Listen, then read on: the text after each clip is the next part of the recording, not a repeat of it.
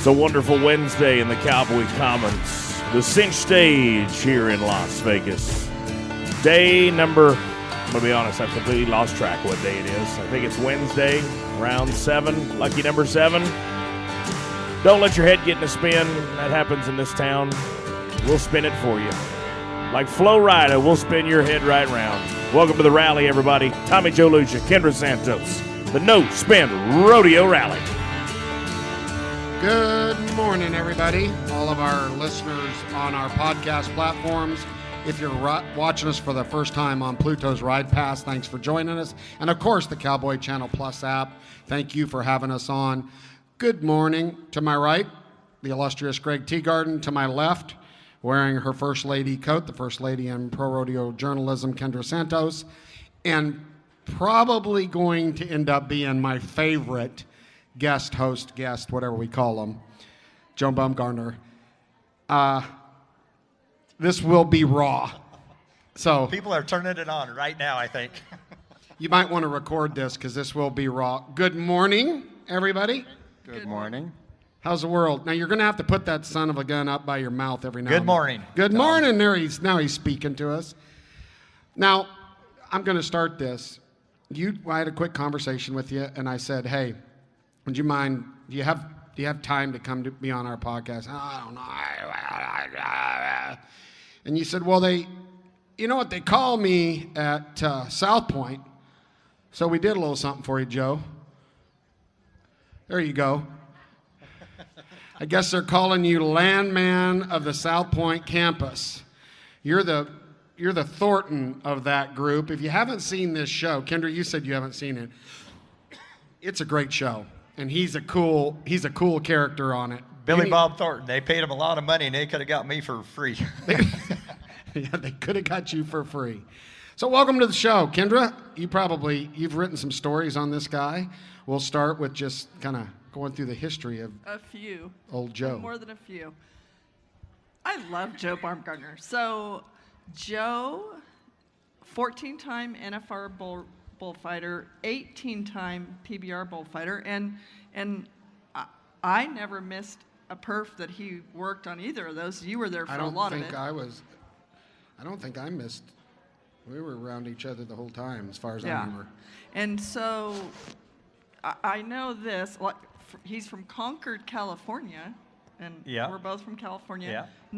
Not exactly, raised out in the middle of nowhere. And at the Tracy, California Junior Rodeo, you were feeding bulls for a guy, right? And he needed a bullfighter, so you stepped in? Yep, that's true. And you How old were you? 15. 15, and you thought it was fun, and you liked getting paid for it, right? It was easy. I mean, it was like I come from a sports background, and I think it was just run around and slow down when you had to slow down and speed up when you had to speed up. And I got paid at the end, which was way better than my steer ride career. I think the thing that I admire most about Joe is he was known, and this is from the bull riders, for hardcore cowboy protection, and he was not a showboater. And there are, we talked about guys using their free arms to dress up a bull ride and all that, and how Jim Sharp didn't. Joe Baumgartner was straight. He was there for the cowboys, and he was like the human shield between that bull and that cowboy. But there were a few guys who were known, they were showboating, and they would take a hook and verbally from the likes of Tough Hedeman for it. But Joe, nobody would ever say that about him. He was there to save cowboys. Well, So I've been around bullfighters my whole life and watched the change in bullfighters. And when I grew up, there were guys like Skipper Voss and George Doak. And these are people that half of you don't even, look them up, Google them. And Miles Hare, and these guys they did their job, and they were smooth. And they didn't really care if anybody knew they did their job. It's just like the bull rider that goes to the ground. We had this in the PBR, and some brilliant bullfighter thinks it's a great idea to go lay on them. Just lay there. Well, why don't we both get hooked, right? But it'll make the papers. Well, and another one I would mention from my childhood that I think was known to be a straight shooting guy like that was Wick Peth. Before your time, surely, but surely you know. Yeah, he was. And it was actually when when he got inducted to the St. Paul Hall of Fame, I was there. And I was fighting bulls at the rodeo then. And so I went. I got inducted, and that was the only time I'd ever went. And they told me Wick Peth was going to be there. And I go, I'm going to go meet that man. And so I stayed out of the way, stayed in the background. Maybe I was in the bar, relaxing. And when he got done, I walked up and I introduced myself to him. And he goes, kid, I know who you are. And he kicked me right in the frickin' shin. And he goes, come on, we're going to sit down and visit. And I go, why in the F did you kick me in the shin? And he goes, that's just what I do. You didn't like it? I go, you ever do that again, I'm going to knock the shit out of you. And so we sat at this table, and I knew everybody at the St. Paul committee. And so everybody leaves. And I told the catering people, I said, you leave this table here, and you leave these 2 chairs right here, because I'm going to talk to this guy until I'm done talking to him. And then I'll take your table and your chairs wherever they got to go. And I did. But I visited with Wick for, by the time it was done, we were best friends. That's so cool, because we're going to get, before we're out of here, we're going to talk about comparing generations. That's a whole nother conversation. But I for many years, sat out on the deck next to the announcers here at the NFR, and I have seen Joe Baumgartner. Okay, you walk down the tunnel that goes to the back of the buck and shoots. That's how I got to where by the announcers there, and it was always daunting to me. Okay, down at the mouth of the tunnel, right behind the buck and shoots, on the left is a stretcher, which is, you just pray every day you walked in that we wouldn't need it. And then on the right side of the mouth of that tunnel is a Thomas and Mack garbage can.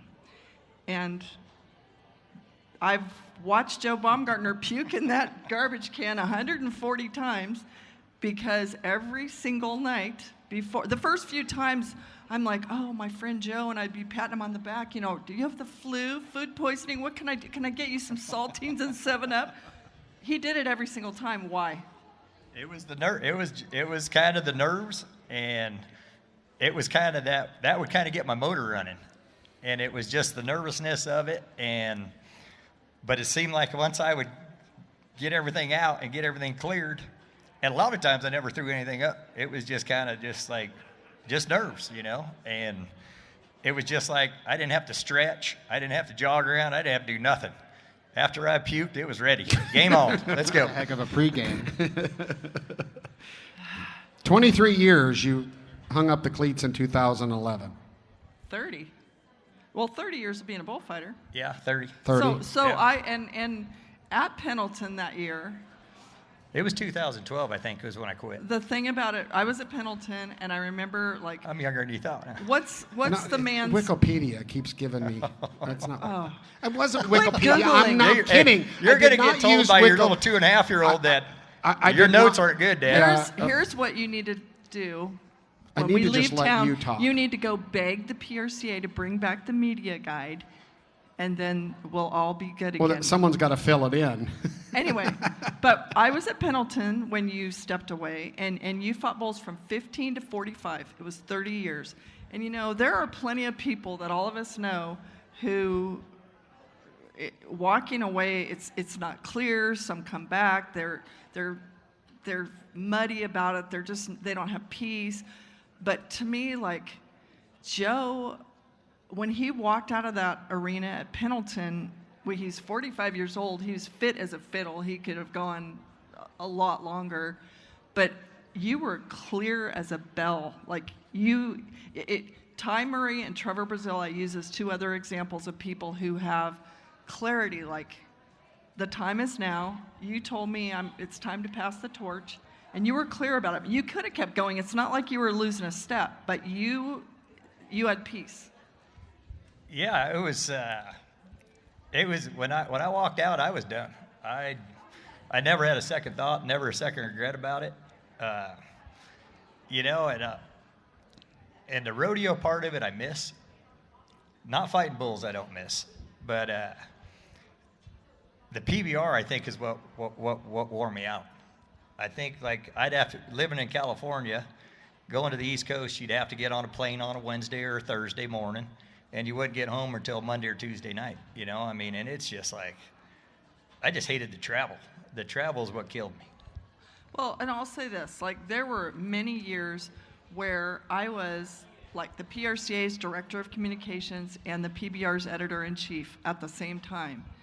And I didn't sleep much, and I was worn out. Imagine being the bullfighter at both, the highest end, most elite, best of the best bullfighter, trying to do both of those things at the same time. Think about it. Yeah, but you know, like our crew in the PBR, we didn't leave till the dirt got out of the building, and you got home for one day. Yeah, and that was lucky, probably. If you're lucky, yeah, you'd probably go to the next one. And go on to the next one. But it was a family. It was different. The culture was different. When it started. When it started. Yes. We were all in it together, including the bull riders. Like it was everybody was doubting it, right? And I love that, because that's when I used to love to be able to say and be telling the truth. Hi, Cowboy owned and operated. The PBR was cool as hell when it was the best cowboys in the whole wide world saying, we can make it as a standalone event. Watch us, and they did. 100%. I tried to, when the PBR started, when they decided at the NFR they were going to do this, and Sam Applebaum, was that his name? Yep. Had a plug of tobacco in. Yep. I walked up. Michael Gahn sits 4 rows up from behind the buck chutes. And so I walked up to Michael. I said, Michael, I need $1,000. And he goes, what's that $1,000 for, Joe? And I said, don't worry about it. I don't have $1,000 in my pocket, and I know you do. Just give me $1,000. And he handed me $1,000, and I walked to that door and knocked on that door and said, I got $1,000 I want in. They wouldn't take it. Really? It was 20 people, just 20 bull riders. original. They just bull riders only. No outside people. And here, just the other day, we reported that it was part of a billions of dollar acquisition, right? And now it's corporate now. It is no longer Cowboy owned and operated. Exactly. Yeah. Well, I mean, back in the day, we had a crew, because Joe knew all of our crew. We all knew each other, right? If we needed help doing something, Joe grabbed a panel. I mean, it was just different, right? You didn't fly in. You didn't, like, them guys, Joe would show up in the early afternoon, and our guys would be doing something. Joe would say, hey, let me give you a hand. He'd give you a hand. Where do you want me to get dressed at? Well, I don't know, Joe. Find a room back there. All right. And we'll talk a little bit more about what I think is the new Karen Cowboys. Kind of this culture. I would call it the Karen Cowboy culture a little bit.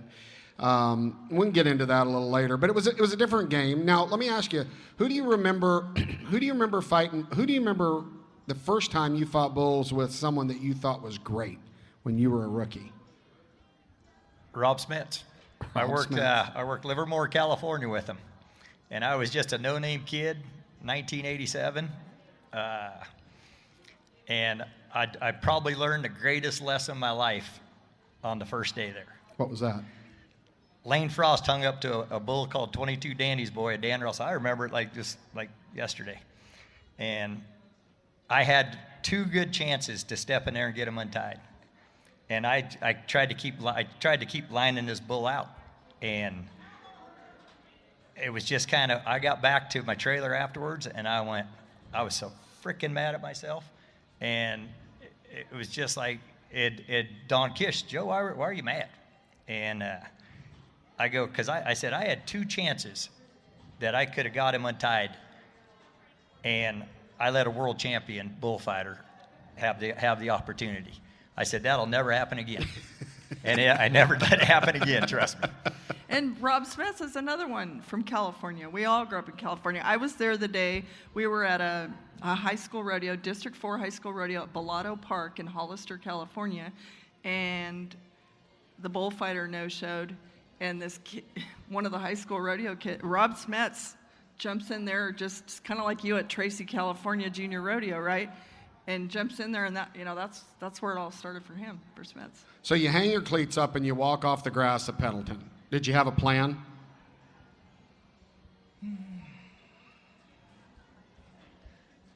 No. I didn't think so. No, I didn't. I knew I could day work around Red Bluff. I was taking care of a bunch of yearlings out in the wintertime. 20,000 acres, about 1,200 to 1,500 yearlings. And it was good, but then summertime would come around and there ain't no cattle around Red Bluff in 115-degree weather in the summertime. So what'd you do? Thank God. Not that night. No, but thank God for Casey Simpson. He was I think was he the president of the ABI at the time, maybe, or something? I think maybe, yeah. And it was the first year they started the backseat buckers, and he gave me a job there. And so that after that kickstart, it was good. So Everybody knows you're in the shortlist conversation of the greatest of all time. And I've asked you before, like what like a drive, what was the trait, what was and you it was the competitor in you. I remember you clearly saying, I hate to lose. And I'm still that way today. With my job now, I've went into a lot of gunfights with a pocket knife, and thank God those people can't shoot good. I get them stabbed before they shoot me, but it happens. It's still in my life today. Team roping, whatever. I hate it. One of the, I think, career highlights and lowlights, I think both happened for you at the 1994. How long ago? 1984 is 30 years ago. You had the best of times and the worst of times right here at this rodeo 30 years ago, right? Yep. Yes. And the highlight was? The highlight was that it was the first time that they started with 15 bull riders, and 15 bull riders got on their 10th bull. And then the Thank God there was no 11th round. Right. So you want me to say it? So in the 10th round,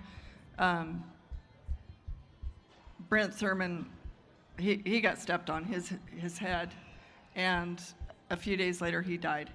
And I know that when I talked to you about it, I don't know, the other day or whatever, and you said I still get a tingle up my back when I even think about it. It's happening right now. I'm sorry. No, it's all good.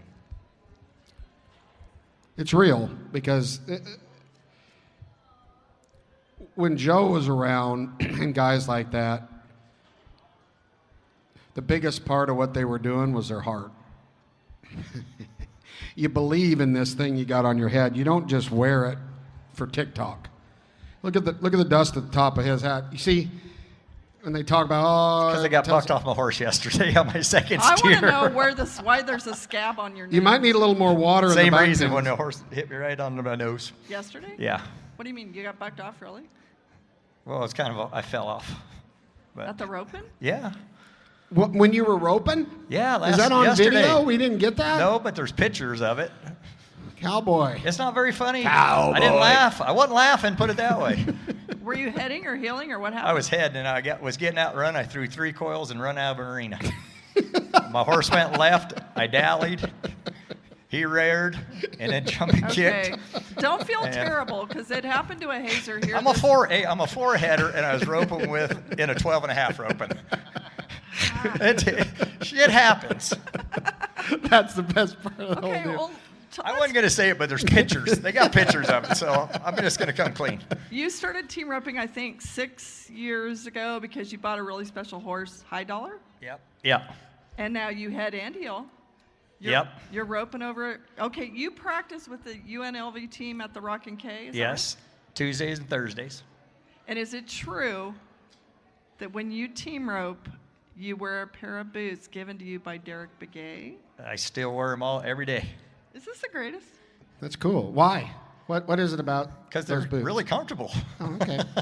They were It's a not gift. rocket Were science. they used when he gave them to you? Yeah, they was. You wear the same Yeah, size? yeah, they did. He goes, Joe, these boots don't feel very good. You might as well try them. And so I tried them on, and he goes, take them. So I think okay. Begay likes. I got 2 pairs of them. He'd give me Begay another is pair the too. most awesome, and he'll like just swing by. Yeah, he'll come. He usually calls me like if he's going to Utah or he's going to Reno. He'll call me. Hey Joe, can me and Coulter stay at the house? And I go, yeah. Where you at? At your gate. I forgot the combination. And so, actually, the last couple times he came here, he's got there really late at night, and so I just, he just parks. And, well, that guy eats. Like, that little guy can eat a lot. And how he stays skinny like that, I got no idea. But he likes, like, burritos. Likes burritos. Like stuff that you ain't supposed to stay skinny eating. Well, so every time he's there, I know he's been in my truck because, like, he don't want to unhook his trailer. So he just takes my truck to town and goes eats, and then comes back. Well, he never puts the seat back where I wouldn't know that he's not driving it because he don't care. So the other day he goes, Joe, I want to buy that truck when you sell it. So right now, his dad's driving. If you see a truck that says Red Bluff Dodge with a flatbed on it, don't wave because it's not me. It's he got it bought? Yeah, oh yeah. So he bought it, and his dad's been driving it every day. On the team roping thing, you used to pick up for Groundy at some point, right? A little bit, yeah. Okay. Yeah. And you actually, did you not heel for David Moats at Caldwell or something? Yeah. I mean, David Moats is a world champion team roper, and this did he? No, it was He Dennis obviously Gates. wasn't Dennis any Gates. good, or It he'd was still Dennis be Gates, healing. yeah. I thought you told me you healed for. No, I headed for Dennis Gates. Okay, well, I put that wrong in the team roping journal the other day because that's what you told me. I'm sorry. Okay. Well, so I don't want to. I want to. Before we go too far, team roper, and now he runs all the South Point stuff. This, I think we end it with the change and the differences, because there's differences in bulls, Kish bulls compared to today's bulls. There's differences in cowboys. But before we go there, South Point, World Series team roping this whole week. Biggest event to come through South Point, is that right? Definitely. When do you start setting that up? Actually, I start building the feedlots probably right after the Indian National Finals in November. And then there's so many hidden secrets and surprises and just different things that, once again, I don't want to take a knife to a gunfight, so I try to stack everything in, so. And then I don't have to build all the barns and the stalls for everybody, but I think there's right at 1,800 stalls outside, then another 1,400 inside. I mean, it's a production. It's organized chaos. And how many head of cattle come in? I believe there's 9 loads up on the north end at the actual World Series event, and then the qualifier there's 5 loads down there. Wow. How many?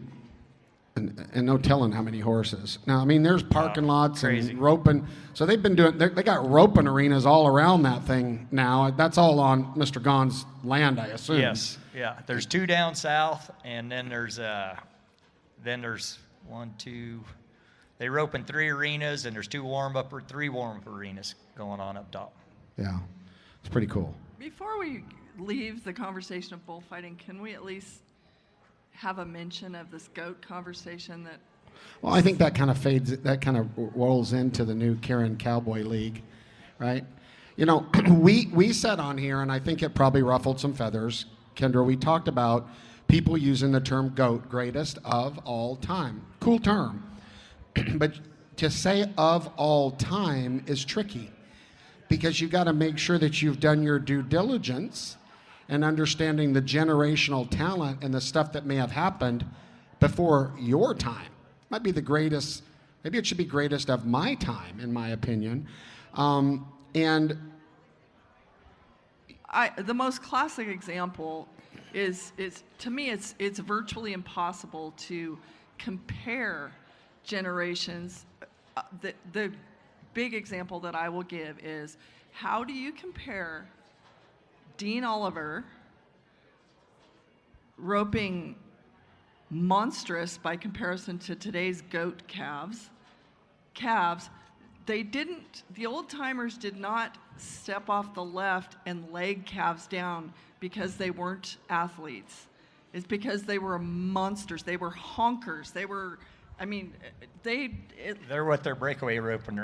The size of the breakaway calves is what they used to rope. And the scores were longer, and the conditions were different. So to compare, I will say this: to compare Dean Oliver to Cody Ohl it's impossible.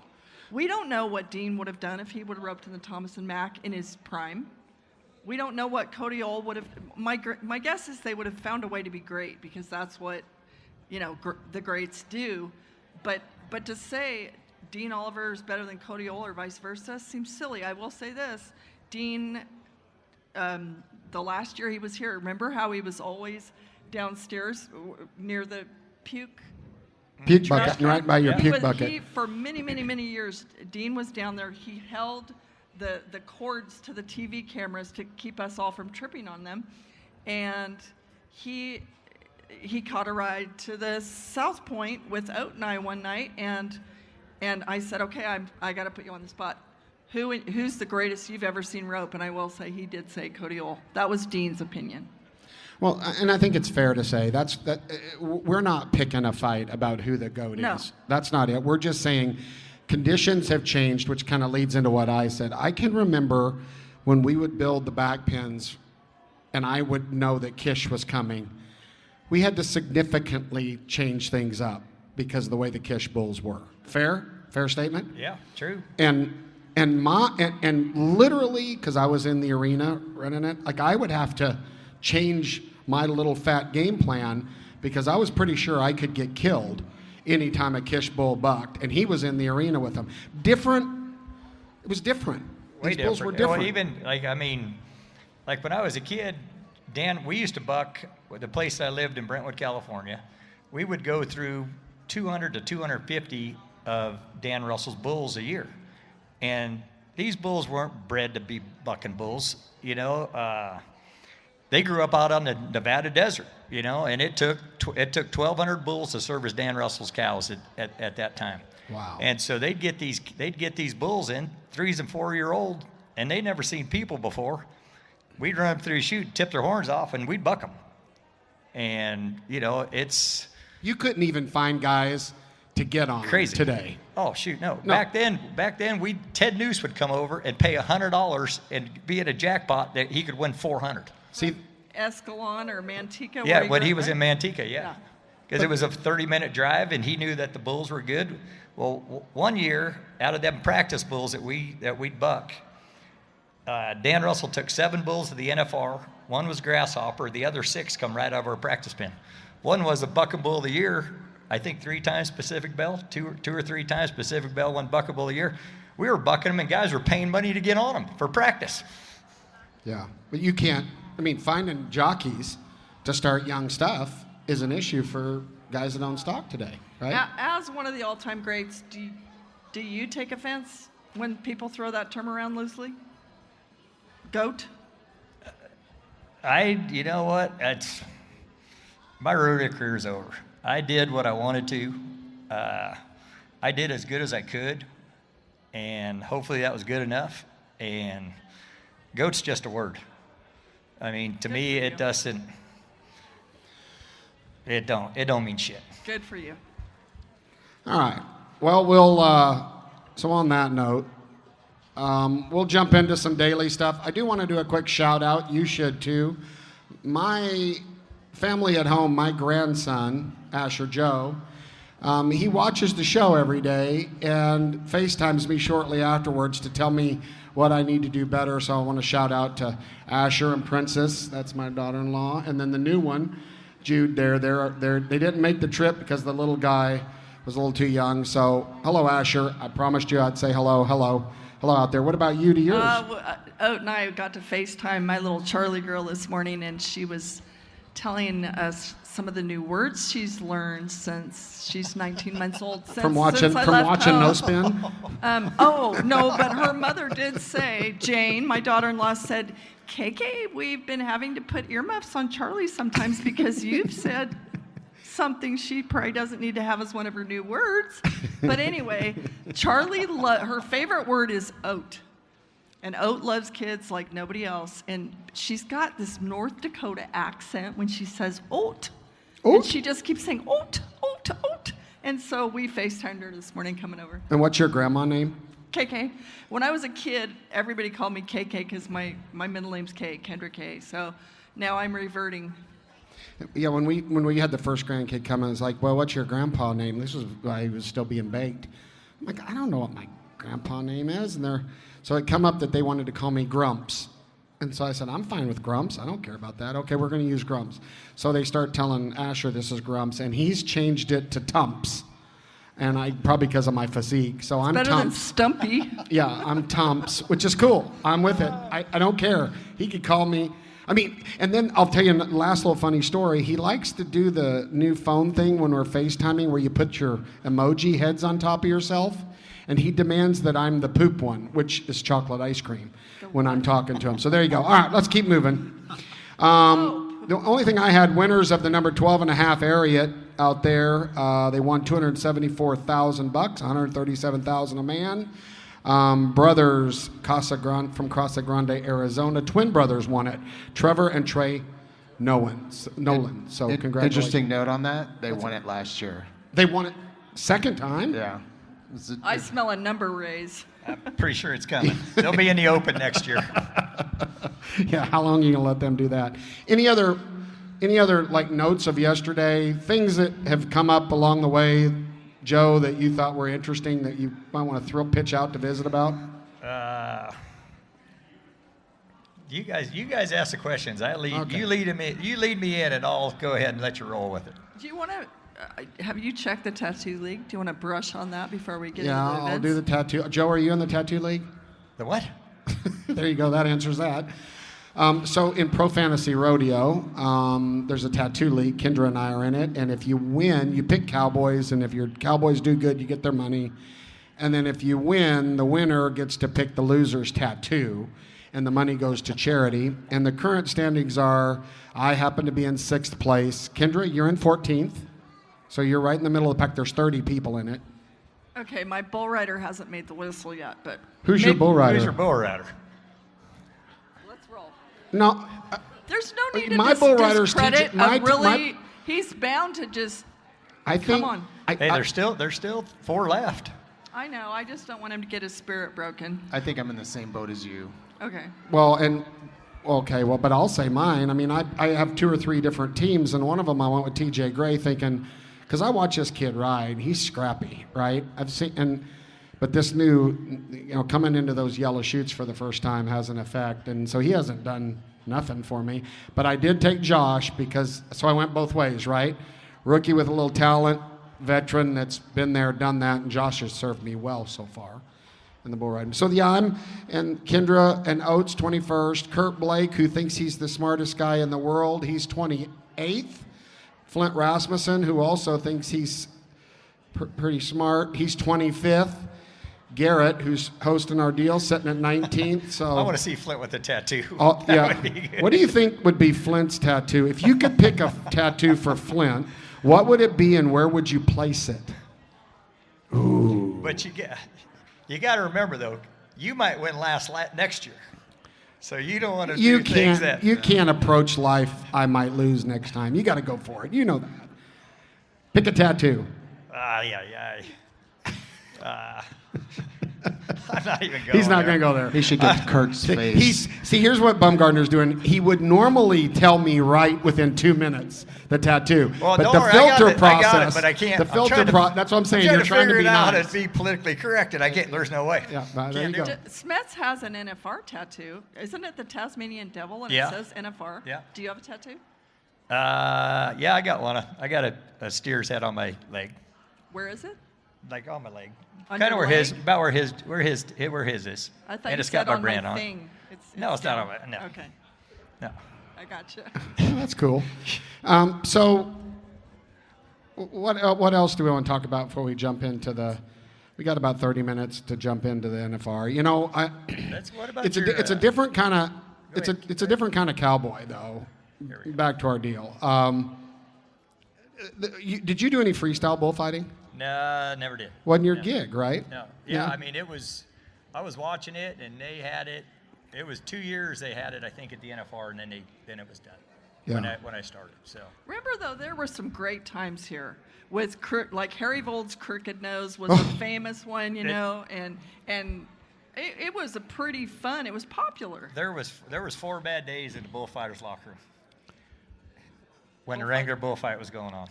Why? And it just, because I was the outsider that wasn't, that I was just the outsider. Yeah. And the first year Lloyd was there, Lloyd Ketchum. Lloyd Ketchum. He Ketchum. was fighting bulls there, and then Frank was fighting bulls there too. When Newsom. yeah, He's just a pup.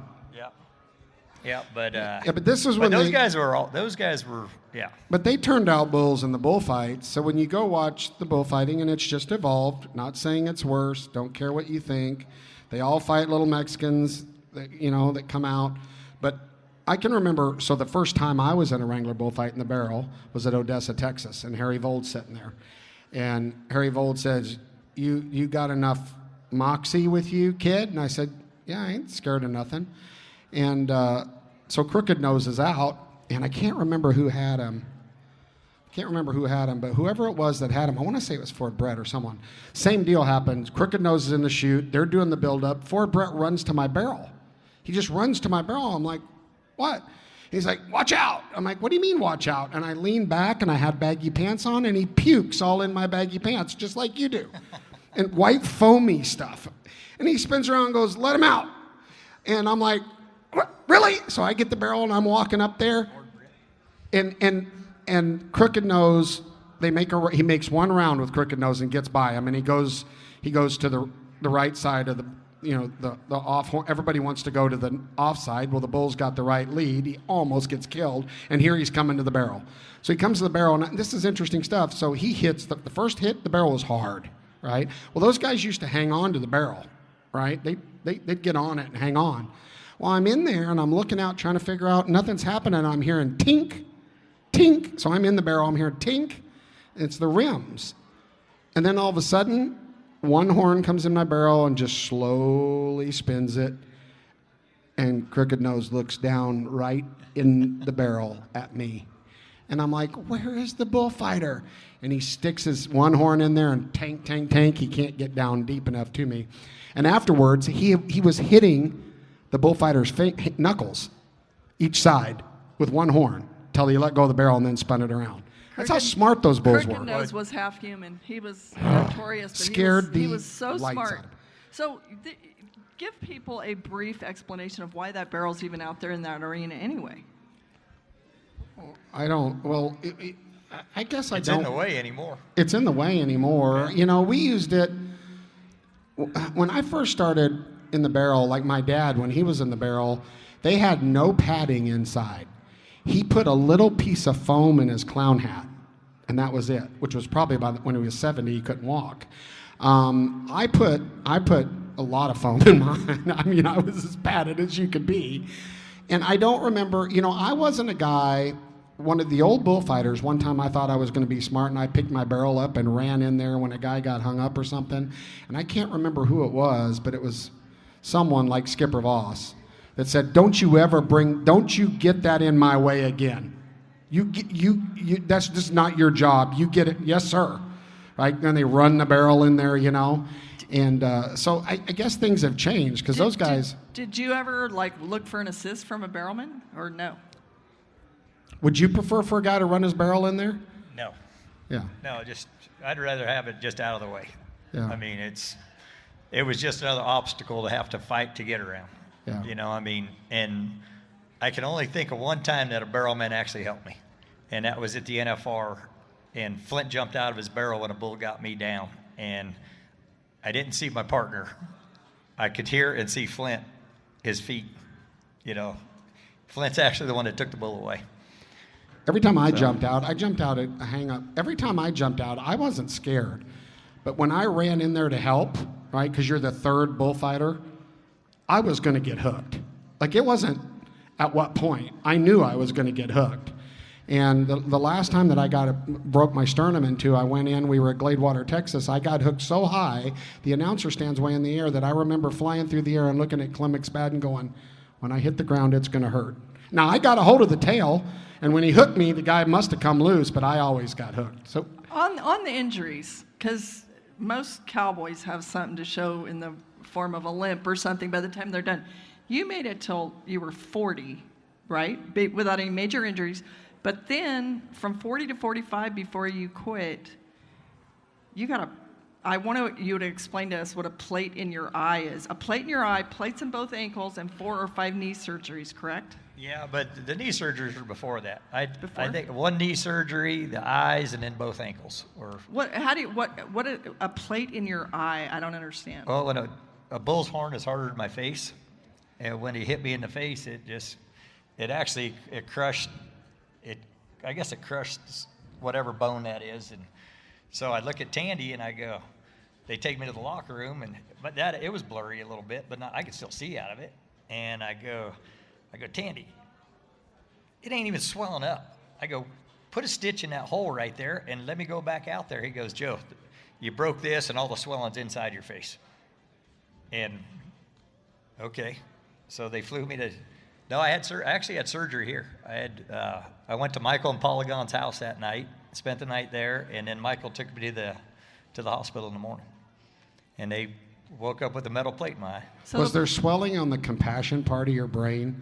Because from that point on, did you lose some compassion for humans? I was always a dick. Oh, okay, good.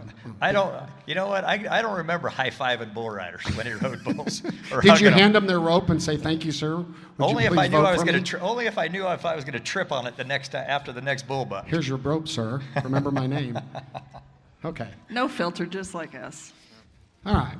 Well, we're going to run through the NFR and run through this. I thought it was interesting in the bareback riding that Tater taught, the horse that got a mild injury early with the whole back pins crew and everything from Corco, back in the draw, and they win the round on him.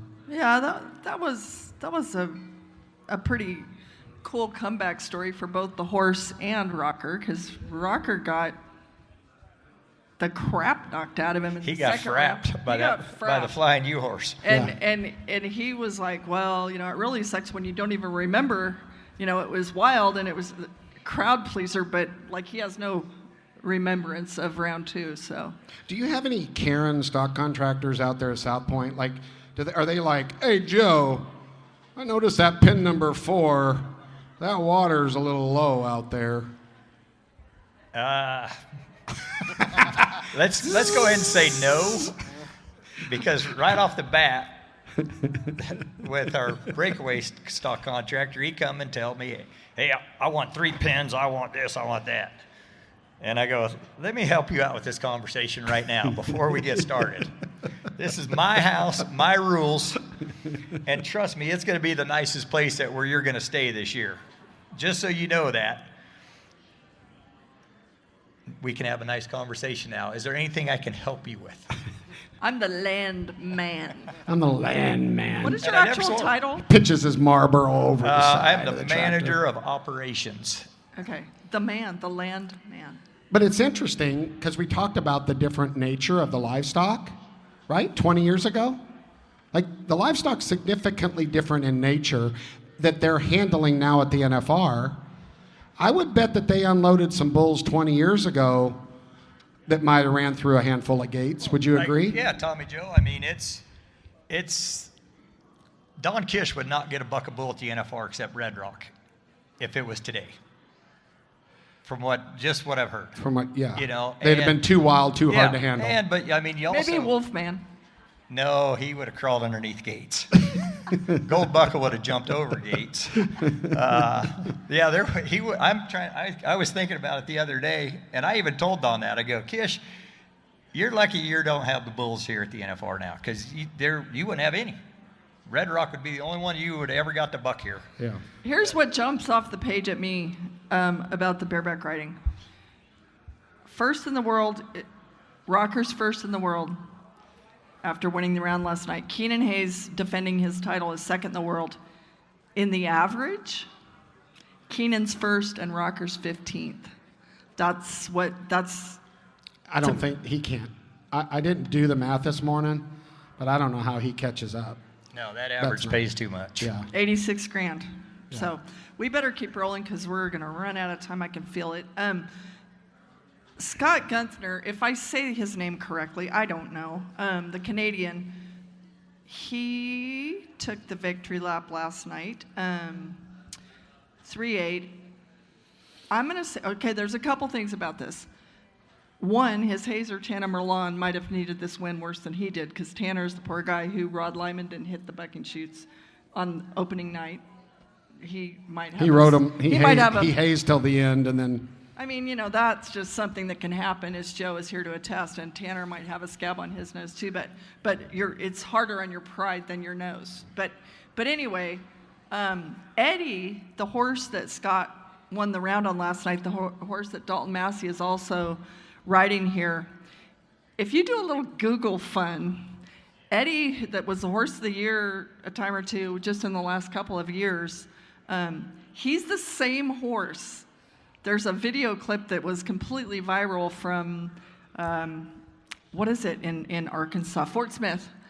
And Eddie's the horse with Ryan Schuckberg, who's a cousin to Zeke Thurston, who jumped over where they bring the steer in. He jumped from the bulldogging box to the hazing box. Like, it's the wildest thing I've ever seen a bulldogging horse do. That's little sweet Eddie who won the round last night. So they did a little work on scoring him, right? And while you're doing that, it's also worth the time to Google watching Wenda Johnson run barrels bareback. Have you ever seen that? No, I have not. Full gas, full steam barrel runs bareback. It's wild and crazy. I don't even know. Anything else that our fans should Google? We're in Vegas. Go ahead. No, Karen. I am not a Karen. Guaranteed I am not a Karen. Bald Karen. Okay. Whatever. Tumps. Hold on. I think we need to the aggregate or average. Average. The aggregate in the steer wrestling, 0.4 of a second separating Rowdy and Will. That's nothing, really. So keep an eye on that when you're watching this at home. Okay, so 2 nights. Yesterday, I mentioned that I thought it was pretty cool that Brenton Hall turned himself into the flagger for an illegal head catch, and yesterday he won the round 3-5 with Caden Perfili. That was cool. They used the review last night on Yako and Buddy Hawkins. They were 3-6, and they said 3-6, and then they said under review. And what I was wondering from the replay on the big screen is if they were really checking to see if Yako threw his rope before he broke the plane of the box. Got an answer for that. Okay, but first they said 3-6, and then a while later they said, oh, it was +10, 13-6, and then during the bronc riding they said, oh, hey, Yako and Hawkins were 3-6. So yep. First time, so they're doing the reviews. We went over that. This is the first reversed call. One and only reverse call with their review. The judges in the field said he threw his loop before he broke the plane of the barrier, right? And the review team reviewed it and said, no, he didn't, and they gave them their time without the penalty. Okay, so I was right about thinking they were looking. Okay, because the announcer said it was a +10 issue. Well, there's a communication issue always with everything, Okay. right? But the replay guys got it. They were done with it quickly. Like, I just don't think it was communicated. Okay. But they watched it. So that's the first reversal, right? Okay. Something was thrown in the field. The review team said no, he was clean. Okay, it is.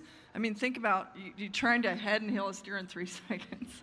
I can't even tie my shoes that fast. You can't even ride your horse. You can't even stay on your horse and throw a rope. What are you talking about? Another thing. Hey, we were going fast. I just want you to know that. We were going really fast. They got seatbelts now for those over 50 you can put on. We've talked about guys making changes just because they needed to change. Like Jesse Brown changed horses not because the one he was on wasn't good enough or his hazer wasn't good enough, but he made a change and won the round the day before.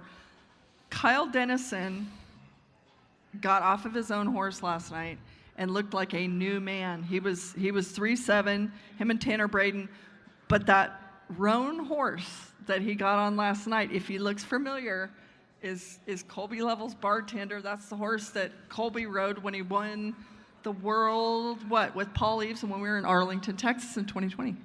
No idea. What a nerd. But, I mean, I'm like, Bartender. Did you know that, Joe? I don't care.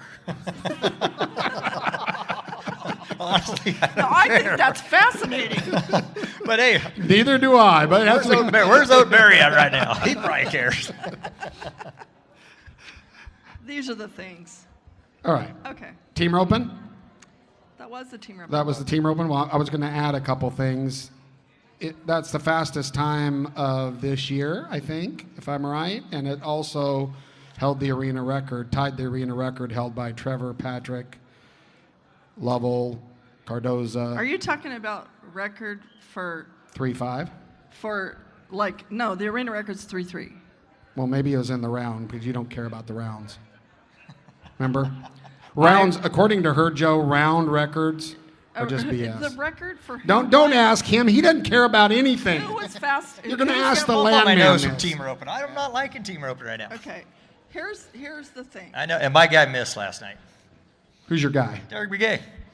I got his boots, remember? You do have Only He one. eats burritos in your truck, remember? Only one team has caught 6 steers. So if they literally catch their next steers, Clay Smith and Colby Payne will be the NFR average winners. No one can touch them if they catch with any amount of penalties. Well, where are they Their at in next- the world standings? Is that enough to push them to the top? I'm not even talking about the world championship race. I'm just saying one team has caught 6 steers.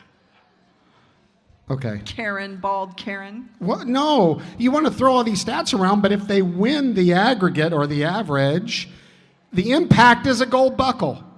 And you said, oh, that doesn't matter, Karen. No, not every time. I mean, it definitely impacts the world championship race. Next discipline. Let's go. Event.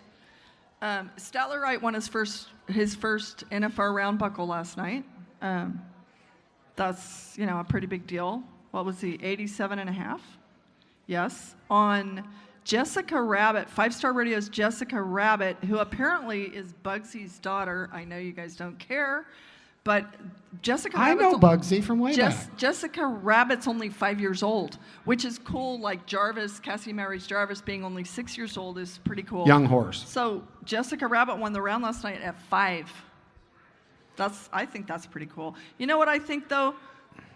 I see that family, and it's like Stetson's not here. I mean, he's here, but he's not riding. Oh, they show him in the box. He's I almost know like that- what's the Kelsey's girlfriend's name? Taylor Swift. He's like the Taylor Swift of pro rodeo because they go up into the suite and show him riding with him every time. You know how they always go show Taylor up there at the NFL deal. So I think I'm that's sure he'll be calling you Karen now. That he'll appreciate. everybody's that. going to call me Karen. Anyway, one thing I'll say about the rights, I know it's really easy for people to want, a family that's had so much success, starting with the world champion father, Cody. But I see every night running around down there on the labor crew, Grandpa Bill. Those are down-home people. And for, everybody looks and it's like, oh, the rights, they win so much. They win everything. Everything's so easy. But let's not forget that, their brother Spencer and Callie lost their 2-year-old son Levi this year. And so they're people. They've won a ton, but I also, they're part of our rodeo family, and it's, And they're a tight family. They're a good example. They look like they've got each other's backs all the time, and that's a dying trait, right? Yeah, and you see a lot of them. They're out in the mountains. They're gathering cattle. They're doing stuff out. They're ranchy. Yes. I mean, where they live at, there's some big hills where they live at. So Zeke and Wyatt Casper going for the average. Zeke's behind Wyatt by 2 points. So Zeke's been consistent. That's 0.4 of a second. That's basically. good. I mean, Man, you're a so mathematician. riders in the lead in the world, but riders 9th in the average. We're not talking about the world standings. It'll be a Christmas miracle if you don't have my fingerprints and a bruise on your neck before She's going to pull the stiletto She's off. going to karate chop you right in the throat if Right you don't watch in out. Is between what the she's eyes. trying I'm to going to do. have a scab between my nose. I'm sorry. Haven Medjid and Lil Punch were 6'9" last night in the calf roping. Pretty cool. You guys don't care, but I did see a couple of Kincaid Henry and John Dowdge both made horse changes last night. It didn't work for John. Tough Cooper roped his calf around the hind legs and it came off. That was pretty hard for him. Because was he in the average race at that point? I think he was, wasn't Yeah, he? it feels like Yeah. he's been Yeah. solid as a rock. Speaking of solid as a rock, Riley Webb was 7-7. Go Riley. Go Riley. I was glad to see Haven get around. Right? I feel like he's been a little bit frustrated this week. It was good to see him get around. You know, that's the thing. A lot of these guys you like, and you see them, things aren't going right, and you know it's got to be messing with their head, so I'm glad he got it. And look at Riley Webb in the average. Okay, 46.1 on 6. So he's leading the average by 4.2 seconds over That's Shad. a run, almost. Okay, but Shad Mayfield, that's a big deal that Shad Mayfield's second the average right now. Because yesterday, Shad and we had Shad and Fred Whitfield over on Rodeo Deep Dive on the Cowboy Channel, and they were talking very specifically about, they're like, Fred is totally in his corner, and they talk about everything, that they're playing the long game.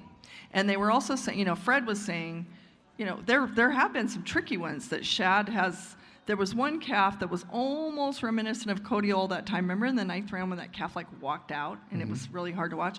One calf I remember this week with Shad just barely broke the neck rope and Went was off to the left. hard. And he handled it. And so I feel like Shad,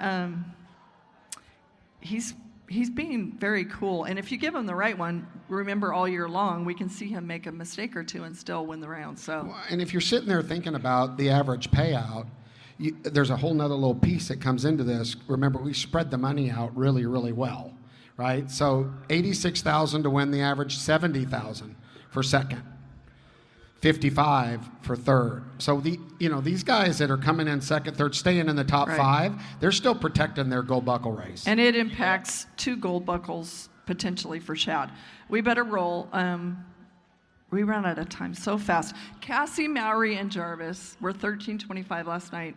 Is this their 3rd round in a row? Yeah, Haley did the first 3, they did the next 3, only she did the next 3. 2 barrel racers in 6 rounds have taken a victory lap. That's wild. Do you watch the barrel race? No. You're too busy puking. I'm already in bed. You've never owned a barrel horse?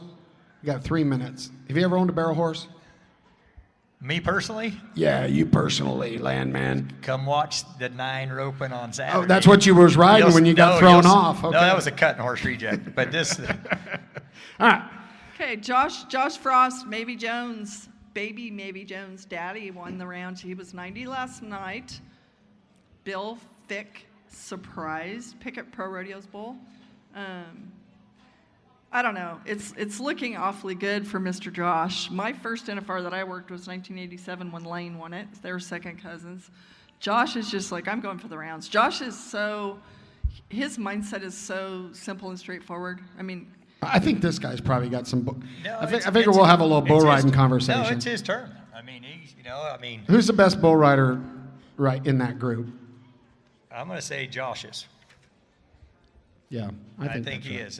But I'll guarantee you, this country better watch out for Utah, because Utah, like we talked a little earlier, they got some bull riders coming up. They're going to be the salvation of the bull riding world, I think. Well, Josh has got the world standings. I know you don't care about this, Kendra, but he's got the world standings by $70,000, and he's got the average by 100 points? Is it? No, well, but we start points? counting numbers of bulls, right? At this point, so Josh has ridden 5 of 6. Nobody else has. So again, if Josh, just keeps riding. Yeah, just keep making the whistle, which is his calling card. Then good luck, because you can't beat him. All right. Well, really cool, Joe. Thanks for taking time off of team roping and watering and making. How big a crew you got out there? How many people work underneath the landman? I got about 5 right now. 5. To handle all that. 3 in the morning. Heck, I got 6. 3 in the morning, 3 at night. Yeah. 3 in the afternoon. Can you find good help nowadays? I'll tell you what. You better not say that, because they might leave. No, I probably do got the best crew that I've ever had. That's right good. now. Yeah. That's good news. That's really good news. Thank you for joining us. We appreciate it. Thank you for being so kind and emotional and good. And thank you, Kendra, for scolding me, and feel like thank you, Greg, for saying nothing. disappointed you guys. I can't get a word in edgewise. No, thank you for saving bull riders' lives for 30 years. Well, you're welcome. 'Cause that's a You're big deal. welcome. Well, he's just a cool dude. I mean, everybody that knew Joe, he's a It cool was a job. dude. you know? Thanks I for mean, being. It was my job. He's a, Well, That's you did what a it hell was, of a so. job. He's Thank one of the you. original studs. Well, that's it for today. Thank you for joining us for episode 42. This has No Spin Rodeo. We'll see you tomorrow for the No Spin Rodeo Rally right here in Cowboy Commons.